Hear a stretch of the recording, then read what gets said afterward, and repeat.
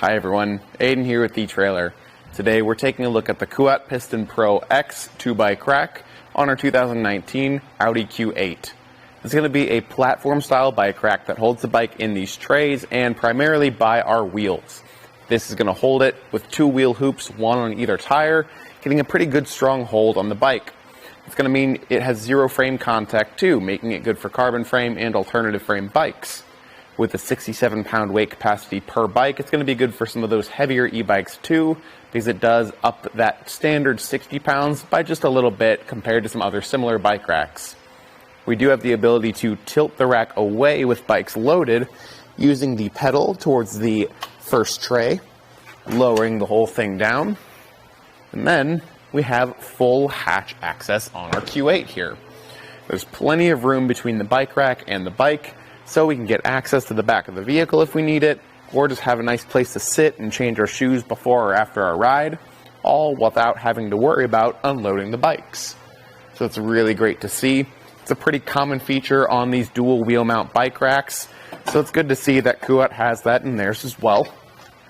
Lifting this up, you'll hear it click back into place, letting us know it's locked in. Now, what really makes this bike rack stand out is the pistons. Just hit the button right here and the arms open right up to load up your bike. The arms have a Kashima coating on them to make sure everything operates smoothly over time. Dirt and debris doesn't gunk it all up and make it so it doesn't operate smoothly. And these arms will ratchet and hold down over the tires. Just by pinching these levers, you can adjust the wheel hoops to different size tires. So if you've got a wide variety of bikes that you're carrying, maybe you're going out with some friends one weekend and going out with your kids the next, you can adjust this to those different tire sizes very quickly and easily and tool-free. Now, getting the bike unloaded because of those pistons is really simple. Just hold on to the frame, hit the two buttons on either end. Got these on just a little bit tight, and it'll open up. Now, with our longer wheelbase here, they don't open up quite as wide as I'd want them to. You can just push them out a little bit, just like that. If you need some extra room, you can kind of weave it in and out of those arms with the default position they open up to. But opening them up just that extra little bit will give you more room and make it a little easier. And then, whenever you're done, you can just push the arms right back down. And the same with this one, just push it right back down like that. There is a point on the tray right in the center for a cable lock. The cable lock isn't built into the bike rack, so that's a little bit unfortunate to see that it's not built in, but it is a really nice cable lock and has a built-in locking point, so that's easy to get to. Now with this, let's check out some measurements. Starting off with our ground clearance, the first one we can see is that we've got a good rise in the shank, giving us 23 inches of clearance at the back end here. That's going to be plenty for most applications, and I don't think you have to worry about bottoming out. Our distance added to the back is going to be coming in right around, looks like 29 inches to the outermost point right here at the end.